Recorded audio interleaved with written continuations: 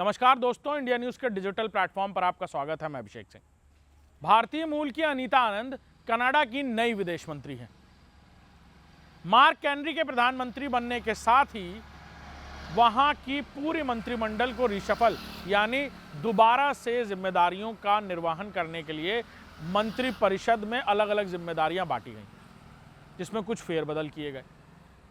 अनीता आनंद इससे पहले ट्रूडो के प्रधानमंत्री कार्यकाल के दौरान भी कैबिनेट मंत्री थी।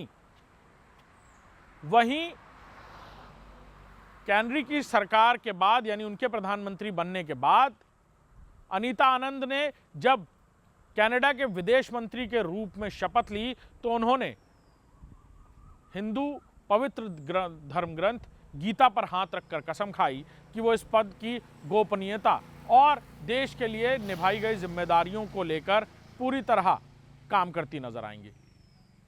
गोपनीयता की शपथ लेने के दौरान उन्होंने कहा कि इससे पहले भी वो देश के लिए काम कर रही थी और नए प्रधानमंत्री कैनरी की सरकार में कैबिनेट मंत्री के तौर पर भी उनकी टीम के साथ पूरी तरह देश के लिए और कनाडा के लोगों के लिए काम करती नजर आएंगी।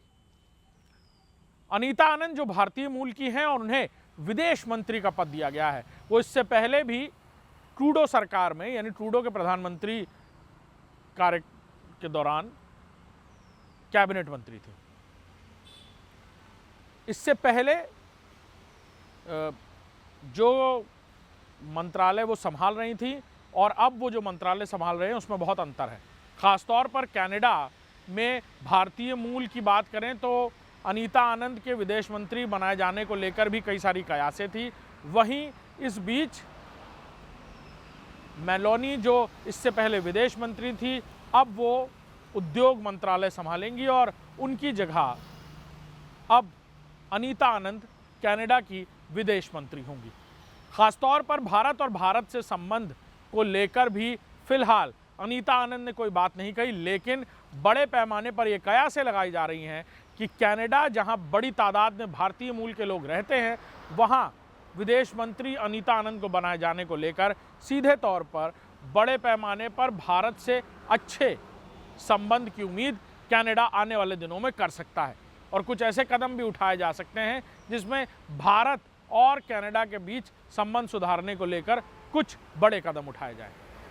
ऐसे में अनीता आनंद के शपथ के दौरान यानी गोपनीयता और मंत्रिपरिषद के शपथ के दौरान उनका हिंदू पवित्र ग्रंथ भगवत गीता पर हाथ रखकर शपथ लेना सीधे तौर पर एक बड़ा संदेश भी देता नजर आता है भारत और भारतीयता के अलावा सनातन धर्म को लेकर।